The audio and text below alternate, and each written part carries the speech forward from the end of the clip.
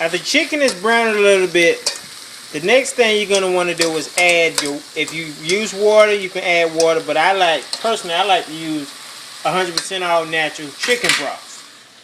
You know, so this is what I use instead of using water because it gives a little bit more flavor. So what you want to do next is you want to add that while your temperature is on high, so you can get it to boil in a little bit. So you're going to add that in just enough to cover the chicken,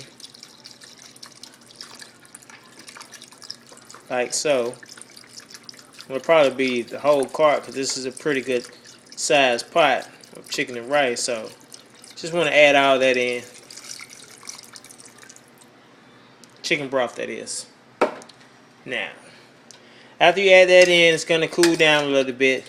So what you're going to want, you're going to want your chicken to come back to a slight boil, you know, that way your chicken will be nice and tender. And by the way, these are chicken strips that I just cut up. That way you don't have to worry about no bone. Some people like the bone, some people don't like the bone, but I really don't care for the bone in chicken and rice.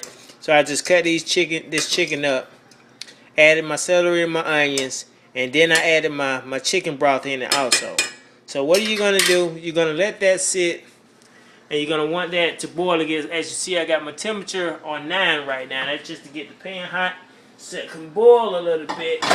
And when it begins to come to a boil, you're going to put your top on it, and then you're going to reduce the heat down to a light simmer, probably about 3 or something like that. And you're going to let that cook for at least an hour. That way the chicken will be nice and tender. And then after you do that, you get to the part where you're going to add your rice in. Well, I'll come back to that later. But right now, we'll be back in about an hour. We're going to let this chicken cook and get nice and tender. Thank you. My name is Manny, and this is Cooking with Fresh.